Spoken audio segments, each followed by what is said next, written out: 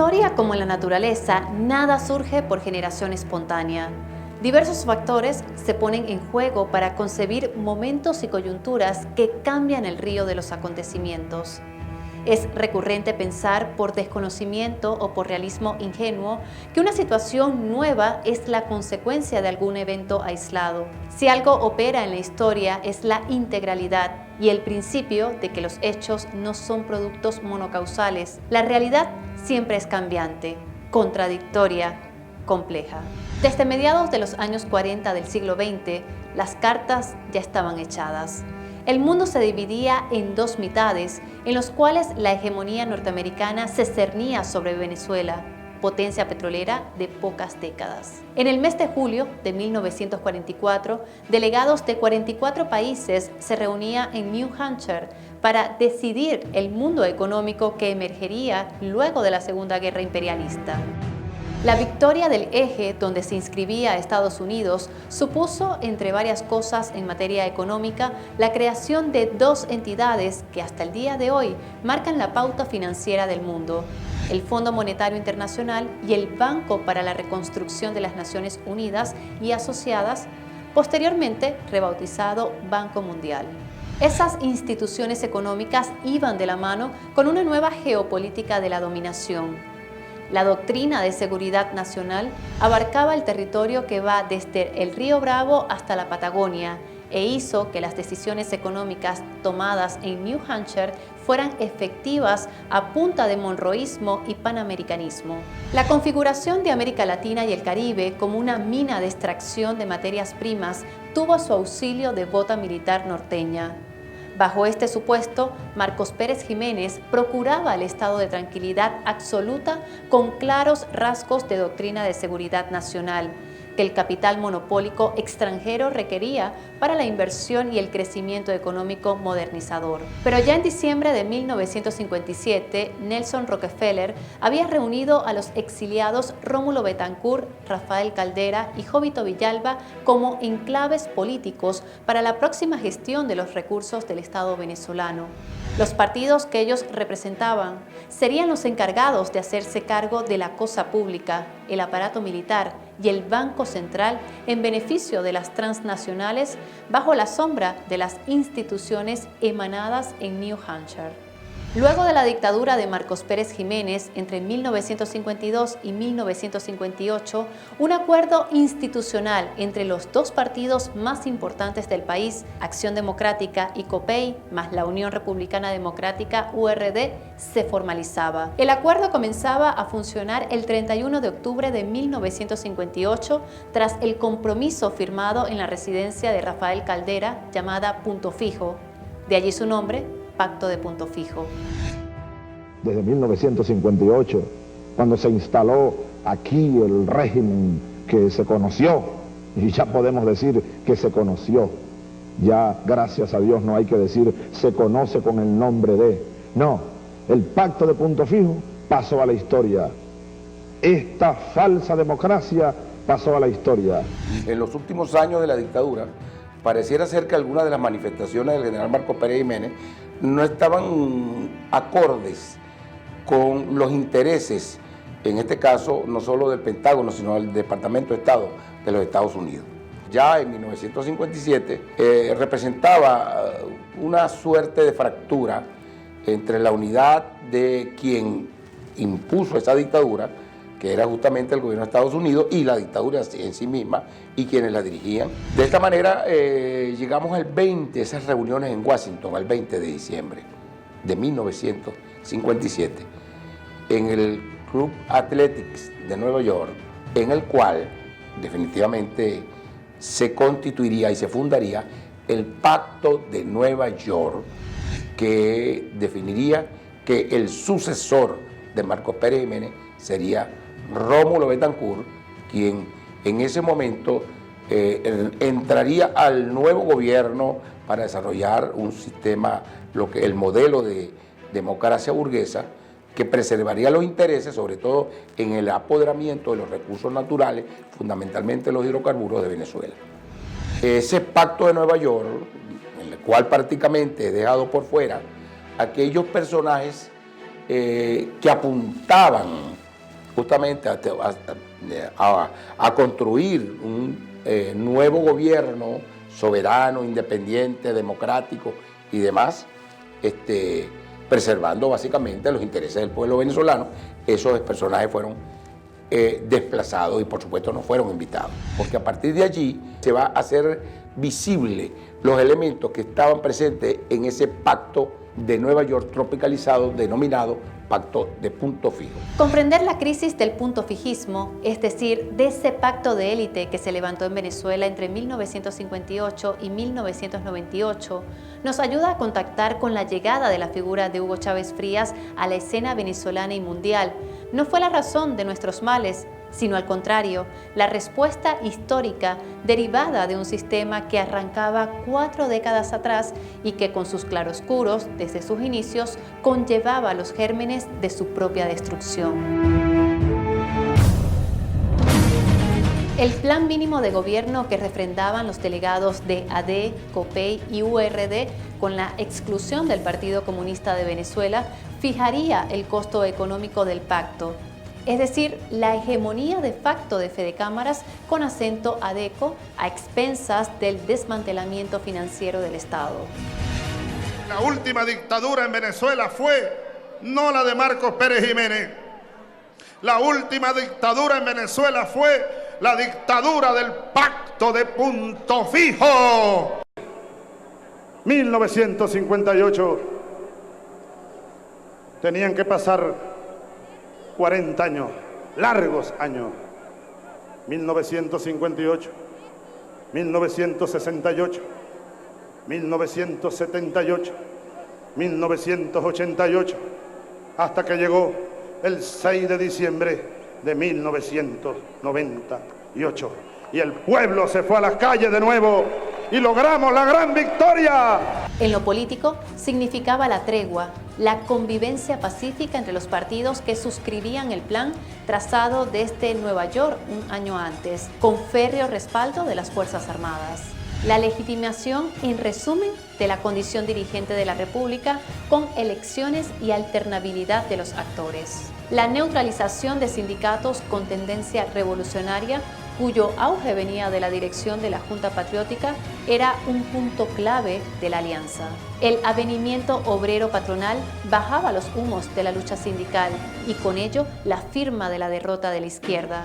Luego de constituido ese pacto de punto fijo, se avanzó hacia el proceso electoral, como dije anteriormente, en el cual gana por estrecho margen Rómulo Betancourt. Se inaugura, entre otras cosas, lo que denominamos el terrorismo de Estado masivamente. Una vez que asume el poder, digámoslo de esa manera, va a crear instituciones, tanto jurídicas como públicas, que se encargarían de alguna manera de impulsar la tortura, la supresión, de frenar de alguna manera las protestas que se van a dar como consecuencia de la enorme traición a la que había sometido el pueblo venezolano después de la caída de Marcos Pérez Jiménez, en la cual aspiraba, justamente un régimen democrático que hiciera posible mejorar las condiciones materiales de existencia de los venezolanos.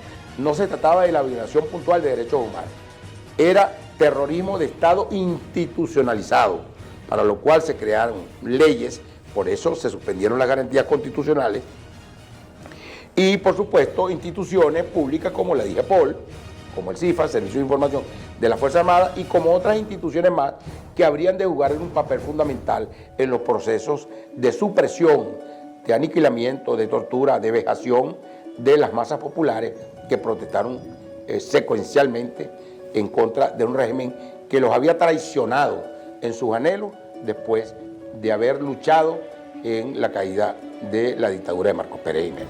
Por supuesto, ya en 1961 se va a crear una alianza de todos estos factores. Estamos hablando del MIR, del Partido Comunista, de los movimientos sociales, incluso sectores, debo decirlo, hasta de avanzada de COPEI, la izquierda cristiana, y por supuesto también de URD, van a conformar una alianza insurreccional, esa es la palabra. No era posible acordar con Betancourt el desarrollo de un conjunto de políticas para solventar las duras condiciones por las cuales atravesaba el pueblo venezolano. No era posible solicitarle al gobierno de Betancur frenar el auge de la represión, del aniquilamiento, de la tortura, de la vejación. No era posible. Lo que obliga a estos partidos o factores a constituir esa alianza insurgente que habría posteriormente de producir un conjunto de acciones, básicamente en el año 62, en principio dirigida por aquel que de alguna manera también dirigió las acciones contra Marcos Pérez Jiménez. Estamos hablando de Guillermo García Ponce. El mandato de Betancur en la primera mitad de la década de 1960 se tradujo en un estado de excepción a lo interno, de violencia política sin lástima, una agudización del Pérez Jiminismo con disfraz democrático. Y en un discurso para la historia, el presidente Betancur dijo: disparen primero y averigüen después. Y esa fue la política policial militar de todos los gobiernos del Pacto de Punto Fijo. El asesinato, la represión, el atropello contra el pueblo, cuya máxima expresión se vio por estas calles de Caracas aquellos días trágicos, terribles y sangrientos del 27 y 28 de febrero de 1989. Con Raúl Leoni, entre 1964 y 1969, en su denominado gobierno de ancha base, se ratificaba la política petrolera betancurista, Pentágono de Acción para la Defensa y Conservación del Petróleo. El gobierno de Raúl Leoni, que fue el gobierno en que se implanta la figura de desaparición forzada, pretendió hacer ver que había sido el Partido Comunista lo que había matado a mi padre, cuando había sido la DIEPOL a través de su jefe de captura, el capitán Vega, y una comisión que secuestró a mi padre el 18 de octubre de 65 en la zona de Las Tres Gracias para torturarlo y asesinarlo.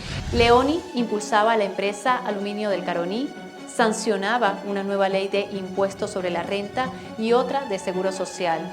Concretaba el Acuerdo de Ginebra y el Pacto Andino, creaba el Banco de los Trabajadores de Venezuela y firmaba un modus vivendi con el Vaticano que sustituía el patronato. Asimismo, inauguraba el puente Angostura y la represa del Guri.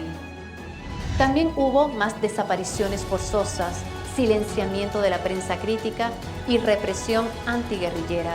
En el quinquenio siguiente, Rafael Caldera, de finales de los 60 y comienzos de los 70, impulsaba la Ley de Reversión de la Industria Petrolera, la Ley de Nacionalización de la Industria del Gas y la construcción del complejo petroquímico El Tablazo del estado Zulia. Igualmente, finiquitaba el complejo hidroeléctrico José Antonio Páez en Mérida. Por otro lado, como lunar de su administración, los allanamientos universitarios y asesinatos a líderes de izquierda, como el caso de Noel Rodríguez, resaltaban en su gestión. ¡Caldera! ¡Farsante! ¡Asesino de estudiantes! Estas frases se escuchaban por todos los rincones de la Universidad Central de Venezuela. Corría la última semana de octubre de 1969. La Universidad Central se había convertido en un hervidero tras conocerse el asesinato del estudiante Luis Hernández, quien fue torturado hasta la muerte por efectivos del Servicio de Inteligencia de las Fuerzas Armadas. Los estudiantes exigían, entre otras cosas, acabar con las represiones, las torturas, las detenciones arbitrarias, las desapariciones forzadas y los asesinatos selectivos. El presidente Rafael Caldera catalogó estos reclamos como actos subversivos y con operaciones de guerra respondió. El 31 de octubre de 1969, el presidente Caldera ordenó intervenir militarmente la Universidad Central en la tristemente recordada Operación Canguro. En el contexto de insurrección armada por parte de la izquierda revolucionaria, la cual era pulverizada y obligada a pacificarse a principios de la década de 1970, el punto fijismo fue dándole un molde más definido a su proyecto. Por supuesto, el molde fue prestado por las transnacionales y el complejo militar industrial estadounidense. Con Carlos Andrés Pérez, entre 1974 y 1979, se concretaba la nacionalización de la industria petrolera y el hierro, en un instante en el cual aumentaban internacionalmente los precios de los hidrocarburos. El mandatario ADECO fundaba PDVSA, Benalum, Pequiven y el Fondo de Inversiones de Venezuela. Una nacionalización en las cuales la República se endeudó hasta más no poder para pagar las instalaciones petroleras en estado de absoluta obsolescencia. Era ley que las concesiones petroleras otorgadas a las grandes transnacionales estadounidenses habrían de entregarse sin que el Estado les diera una locha. Dejó al país destrozado desde el punto de vista económico después de haberse endeudado y haber adquirido por ello algo que no debía ni siquiera pagar, porque el régimen de concesiones establecidas en ese periodo debían entregar, fenecían las concesiones petroleras y con ellas las transnacionales debían simplemente retirarse y entregarle al Estado sin pagar al Estado absolutamente nada, es por esa instalación. ¿Cuáles eran las cosas que realmente en las cuales Venezuela impulsó en ese periodo? Y ahí estoy hablando desde mucho antes incluso de Betancourt. ¿Cuáles fueron esas industrias en el siglo XX? Y sobre todo en el periodo puntofijista, Betancourt, Leoni, Caldera, Carlos Andrés, Luis Herrera Camí. ¿Cuáles fueron las cosas en las cuales Venezuela hizo competencia a nivel internacional en materia productiva? En ninguna. Sin embargo, el expirar inflacionario, el aumento de importaciones y precios hacían estragos. Los señalamientos de corrupción a su gobierno se incrementaban, siendo muy emblemático el caso del Sierra Nevada. El aparato represor hacía de las suyas, siendo un hecho muy evidente el asesinato de Jorge Rodríguez padre. Me encontraba anoche en mi despacho preparando esta rueda de prensa cuando recibí la noticia, la horrible noticia de que estaba muerto en su calabozo de la visita Jorge Rodríguez, y que aparentemente de muerte repentina, muerte natural o muerte repentina. El primer gobierno de Carlos Andrés Pérez contaba con los mayores ingresos provenientes de la extraordinaria renta petrolera, al mismo tiempo que favorecía el mayor endeudamiento externo que se había conocido hasta entonces. Dicha bonanza económica resultaba paradójica si se toma en cuenta que el país no lograba establecer las bases para romper con la economía monoproductora fuertemente dependiente del petróleo. La riqueza obtenida creaba una fuerte ilusión de prosperidad capaz de ocultar una estructura impotente para hacer derivar la riqueza petrolera hacia una economía productivamente diversificada e independiente. Esta era la época de la Gran Venezuela, también nombrada la Venezuela Saudita, en alusión al aumento de la renta petrolera, el financiamiento de grandes proyectos desarrollistas, así como también a la asistencia de actores emergentes, sectores financieros y económicos y la aparición de los denominados nuevos ricos que encarnaban una nueva élite surgida durante este periodo ante las oportunidades que brindaron las riquezas que emanaban del boom petrolero, raíz del clientelismo que caracterizaba a los partidos políticos de la época, especialmente AD y COPEI. Eran empresas fantasmas, la mayoría impulsadas por aquellos apellidos que todos conocemos y que pululan por allí tratando de impulsar invasiones contra nuestra patria. Estos personajes, estas familias, que solicitaban durante todo ese periodo del puntofijismo empréstitos para luego declararse en quiebra y colocar esos dineros en las cuentas bancarias de los Estados Unidos, que hoy reposan en este momento para engrosar justamente con esos dineros mal habidos la vida fraudulenta de estos personajes. El puntofijismo permitía a Venezuela la emergencia de una clase obrera reducida en su número, pero con un núcleo fuerte ligado a la industria petrolera, hecho que la convertía en un sector con un peso político importante por su posición en la estructura económica. Hacia principios de la década del 80, tan solo un 3% de los trabajadores venezolanos generaban el producto del 90% de las exportaciones, escena que se complejizaría por el lugar que comenzaba a adquirir la clase media urbana, consolidada alrededor del mayor consumo de ciertos bienes que proporcionaba la distribución de la renta petrolera. Con el gobierno de Luis Herrera Campins entre 1979 y 1984 se abría el metro de Caracas y se implantaba la educación básica de 9 grados. Asimismo, se publicaba la Ley Orgánica de Régimen Municipal y la Ley de Educación.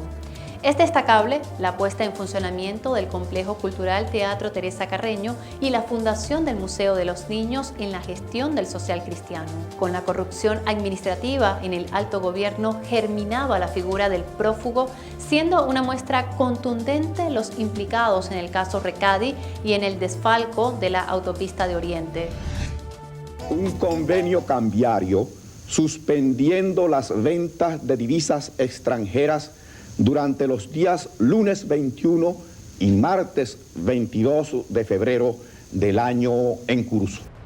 Para restringir el acceso a las divisas, el gobierno creó la Oficina de Régimen de Cambio Diferencial, RECADI, y para entonces la asignación de dólares quedó en manos del Banco Central de Venezuela. Contrario a las expectativas del gobierno en torno a que la crisis sería transitoria, la situación derivó en la fuga de más de 60.000 millones de dólares. Tal pérdida ocurrió porque RECADI sirvió para innumerables irregularidades en el uso indebido de las divisas, lo que se tradujo en tráfico de influencias y desangramiento de las reservas internacionales. Entre el gobierno de Carlos Andrés Pérez y el de Luis Herrera Campins, comenzaba a vislumbrarse los signos de un sistema político y económico con fuertes limitaciones en el mediano plazo, las cuales llevarían a una crisis que en poco tiempo cambiaría la estructura económica, política y social del país. El despilfarro y la corrupción, dos elementos señalados a posteriori sobre el gobierno de Pérez, llevarían a Luis Herrera Campins a fundamentar su campaña electoral a partir del eslogan ¿Dónde están los reales?, interpelando acerca del destino de los vastos recursos económicos que ingresaron al país en el periodo anterior. Al terminar el periodo de Carlos Andrés Pérez, sobreviene el periodo de Luis Herrera Campins.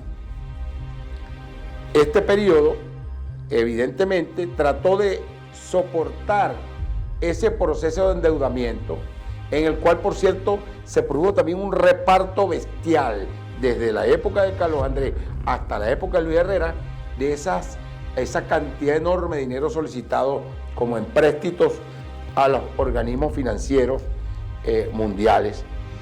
Fue repartido prácticamente en las oligarquías. Fueron reconocidas incluso las deudas contraídas por las empresas nacionales, eso que llaman por la oligarquía criolla, absoluta y totalmente improductiva, debo decir. En tanto entendemos y comprendemos que en la Venezuela del siglo XX, por eso no hablamos de burguesía incluso a veces, no se trataba de una clase económica surgida como producto del desarrollo de fuerzas productivas, sino fundamentalmente como producto del recibimiento parasitario de divisas provenientes de la actividad petrolera. Eso hay que decirlo con mucha propiedad. El anuncio de devaluación por parte del gobierno de Herrera Campins el 18 de febrero de 1983 y con él el cambio de paridad cambiaria develaba dos catalizadores de la debacle del sistema instaurado en 1958. Un bolívar sobrevaluado que nada se correspondía con la realidad económica y una democracia que de tan pactada encontraba fuertes límites a la participación política. El Viernes Negro venezolano, que daría lugar a la devaluación del signo monetario nacional, representaba la caja de Pandora. El bolívar dejaría su condición fija de $4.30 para luego de 10 días de haberse suspendido toda venta de divisas, tomar 3 valores diferenciales según la utilidad. 4.30 para pagar deuda pública y privada, así como también para la compra de bienes indispensables, 6 bolívares para bienes necesarios pero no esenciales y finalmente 7 bolívares para el resto de las transacciones flotantes entre oferta y demanda. Un viernes en el cual, hubo la corrida bancaria y el el gobierno, el Estado, el país, quedó en eso que denominan algunos default, sin capacidad de poder pagar sus deudas y entre otras cosas también. Con enormes fugas de capitales y, por supuesto, con el consabido proceso de devaluación de la moneda. que por supuesto va a tener una enorme influencia sobre la capacidad de adquisición del pueblo trabajador. Postró al pueblo venezolano en una situación de crisis a partir del cual, digamos que va a ser un retorno permanente bajo la feroz persecución de los órganos financieros mundiales como el Fondo Monetario Internacional, el Banco Mundial y demás, quienes prácticamente colocan a la nación en una situación de entrega de su soberanía y de su independencia. Esta reestructuración monetaria, que era inédita para una moneda que había mostrado una gran estabilidad durante muchos años, ahora daba lugar a todo tipo de especulaciones financieras, así como también, producto de la misma, a acaparamiento de bienes. Era, como se dijo, el final del "está barato, deme dos", propio del modelo rentista, o el "adiós Miami", que tanto caracterizaba a los sectores medios venezolanos acostumbrados a recorrer dichas playas. El endeudamiento externo del país mostraba un alza de gran significación durante los gobiernos de Carlos Andrés Pérez y Luis Herrera Campins con relación a los gobiernos anteriores. Pasaba a ser 23.000 millones de dólares en 1979, finalizado el mandato de Pérez, y 36.200 millones de dólares en 1984, luego del gobierno de Herrera Campins. Tal aumento en ese periodo parece verdaderamente alarmante si pensamos que durante los gobiernos de Carlos Andrés Pérez y Luis Herrera Campins, el ingreso petrolero era el más alto durante todo el siglo XX. En estas condiciones, digamos, evidentemente el periodo punto vista que ya hemos venido describiendo del año 1958, ya para ese entonces, finales de la década de los 70, va a acusar un proceso de decadencia.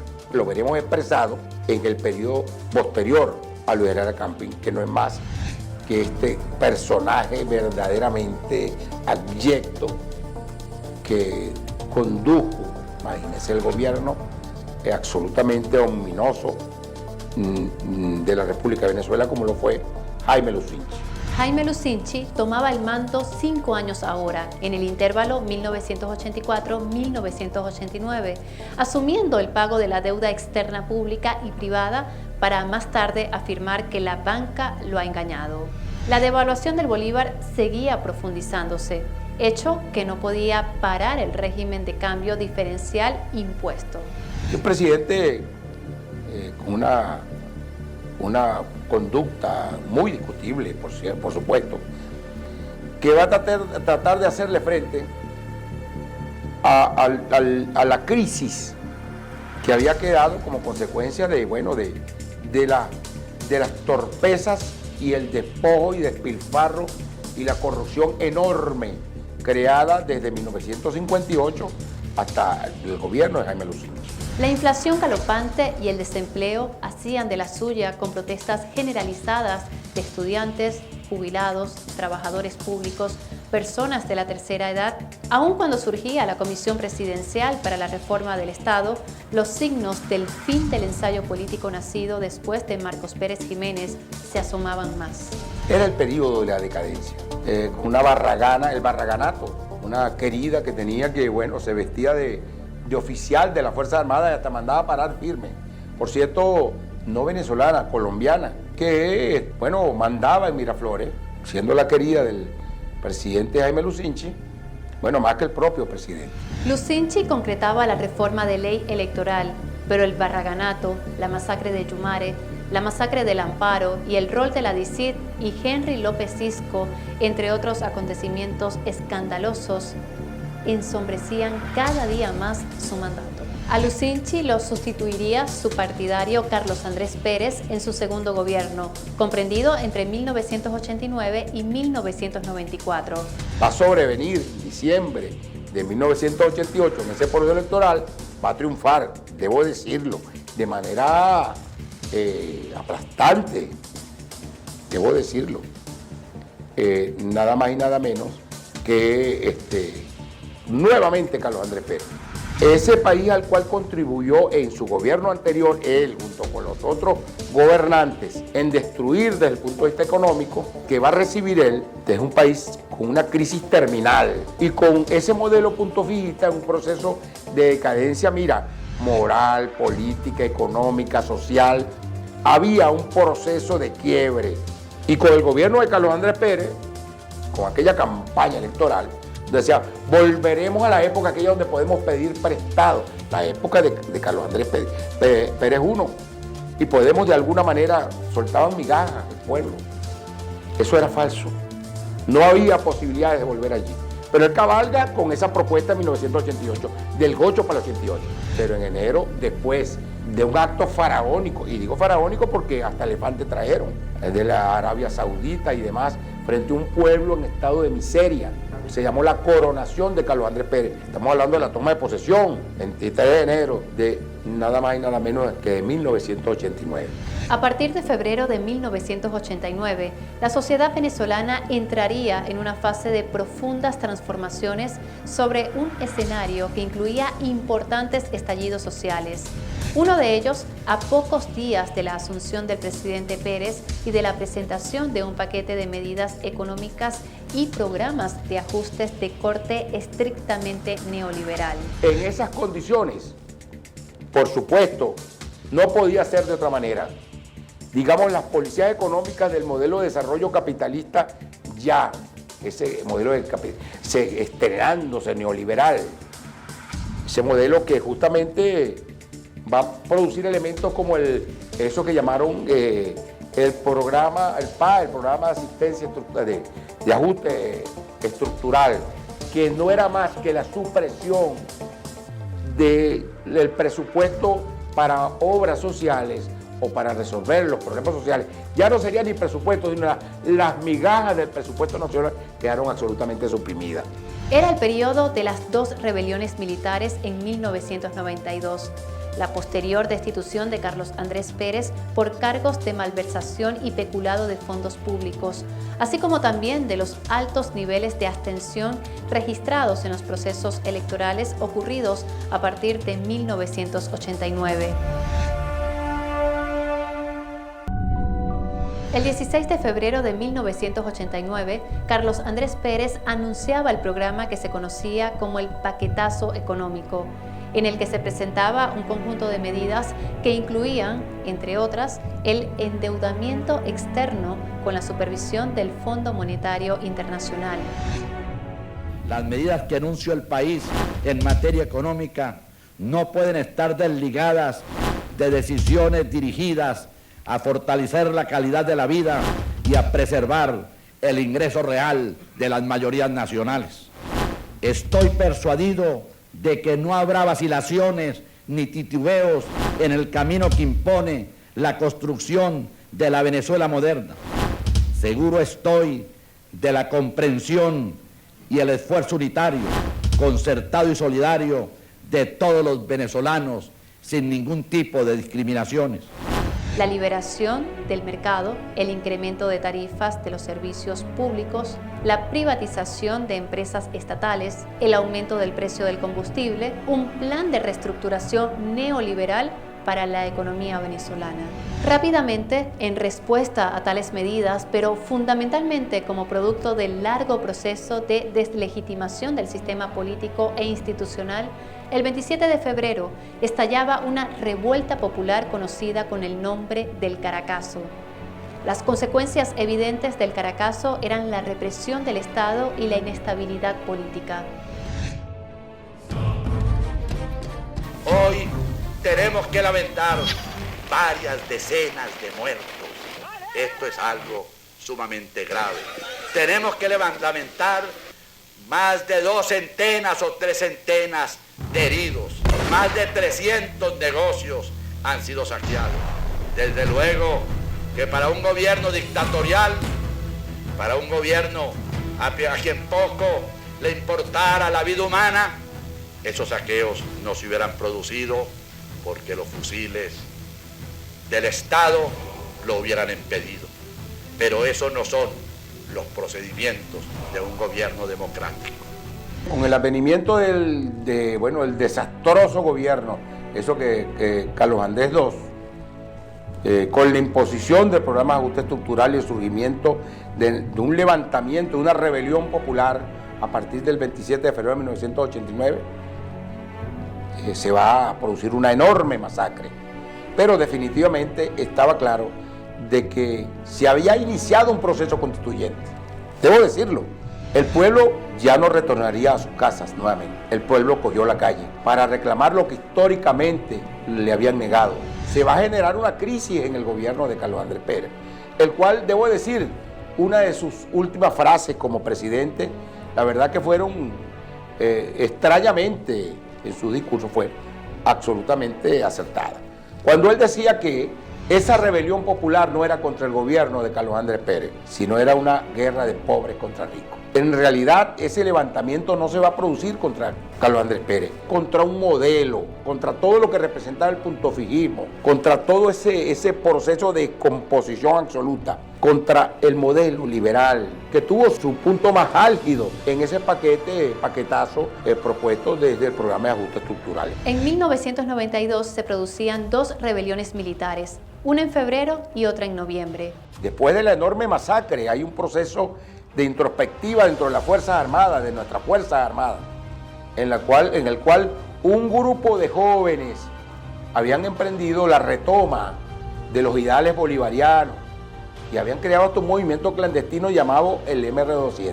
Estamos hablando ya del año 92. Provocó la rebelión militar del 4 de febrero de 1992. Es la crisis terminal de un modelo que se expresa a nivel de las Fuerzas Armadas. Viendo las declaraciones de un teniente coronel, de un comandante, unas declaraciones donde por primera vez alguien en este país asumía la responsabilidad de lo que hacía, un caballero llamado Hugo Chávez Frías. Compañeros, lamentablemente por ahora los objetivos que nos planteamos no fueron logrados en la ciudad capital. Es decir, nosotros acá en Caracas no logramos controlar el poder. Ustedes lo hicieron muy bien por allá, pero ya es tiempo de evitar más derramamiento de sangre, ya es tiempo de reflexionar y vendrán nuevas situaciones y el país tiene que enrumbarse definitivamente hacia un destino mejor.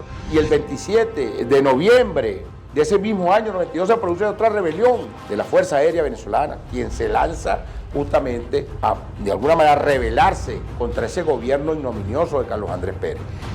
Porque desde hace una semana se nos venía diciendo que iba a estallar este movimiento y veníamos siguiéndole la pista constantemente, pero no expresado en posiciones militares, sino en posiciones civiles de los extremistas. El pueblo venezolano, todos sus sectores, deben seguir trabajando confiados y seguros. Las Fuerzas Armadas son leales a la democracia, el gobierno continuará al frente de los destinos del país y los partidos políticos y todos los sectores de opinión le darán respaldo a la democracia nacional, que es lo que yo represento en estos momentos. Ya para el año 93, de verdad que era muy difícil que llegara, hasta que las élites se ponen de acuerdo para sacar a Carlos Andrés Pérez, incluyendo los cómplices, para decirlo en términos criollos, los compinches de Carlos Andrés, quienes le cerraron el paso y lo juzgaron para sacarlo de alguna manera, y se da un proceso electoral en el cual nuevamente Rafael Caldera. Ese mismo año, el presidente Carlos Andrés Pérez era acusado de corrupción y apartado del cargo, asumiendo la presidencia por decisión del Congreso Nacional Ramón J. Velázquez, quien era sucedido por Rafael Caldera tras la convocatoria electoral de 1994. Debo un profundo agradecimiento al pueblo de Venezuela, porque este es un triunfo del pueblo. Y sin anunciar medidas populistas, sin anunciar disposiciones engañosas que puedan hacer más daño que bien, quiero que el pueblo tenga la sensación de que se le abre camino a la esperanza. El pueblo de Venezuela me ha elegido hoy como su presidente, pero que el gobierno seguirá en manos y bajo la sabia dirección del presidente Ramón José Velázquez hasta que se haga la transición formal, que no serán las fiestas de una coronación voluptuosa, sino que será una ceremonia austera, seria, responsable, para empezar un régimen de austeridad en Venezuela. La llegada de Rafael Caldera en su segunda administración con su agenda Venezuela y la apertura petrolera no podía parar el trance terminal del punto fijismo.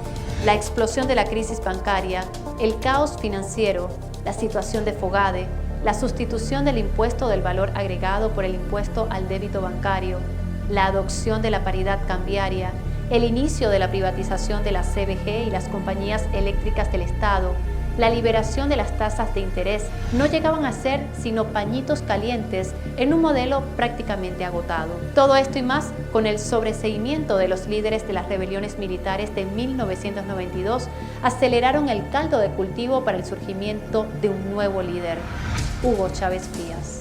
Caldera gana las elecciones y bueno, Hugo Chávez Frías estaba preso. Estaba preso junto con todo aquel grupo de jóvenes que lo habían acompañado el 4 de febrero del 92. No le queda de otra a Rafael Caldera, una vez que gana las elecciones, que soltarlo, porque el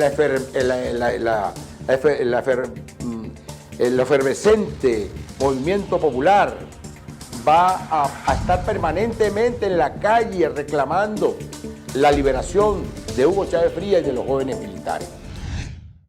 ¡Honor y gloria a la valentía de nuestro comandante Hugo Chávez Frías!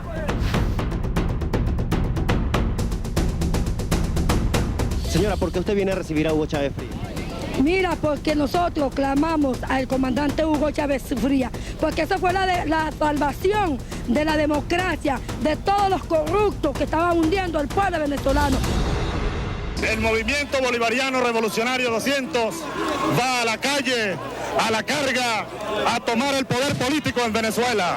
Va a demostrarle a los politiqueros venezolanos cómo se conduce un pueblo hacia el rescate de su verdadero destino. Chávez es el hombre que realmente nos va a ayudar a llevar la democracia como tiene que ser. Que es el hombre que estamos esperando para que transforme nuestra patria.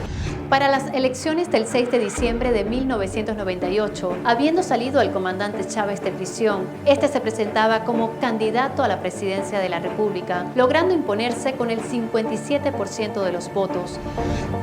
El pueblo venezolano ha decidido recuperar su dignidad, abrir caminos hacia una patria verdadera, hacia una democracia verdadera.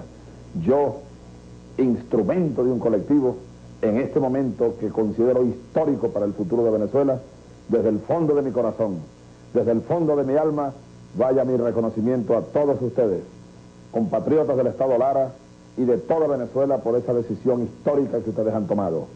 Estamos nosotros abriendo las puertas hacia la Venezuela bolivariana. Lo que significaba el fin de ese ciclo abierto a partir de la búsqueda por recomponer la hegemonía en disputa desde finales de la década de los 80 del siglo XX. Todo indicaba que un huracán popular comenzaba a tomar las calles, irrumpía la revolución bolivariana. Se va el pacto de punto fijo, se van estos 40 años de corrupción, de negligencia, de un Estado que fue incapaz de administrar sanamente tanta riqueza, Dios mío, que hay en Venezuela, tanto dinero que entró a Venezuela en los últimos 40 años. El sistema político, para ser más exacto, que hoy fenece y que nació en 1958, lo que le dio al pueblo venezolano fue inseguridad social, infelicidad. Es un régimen nefasto que quede para la historia y que más nunca vuelva, que más nunca vuelva.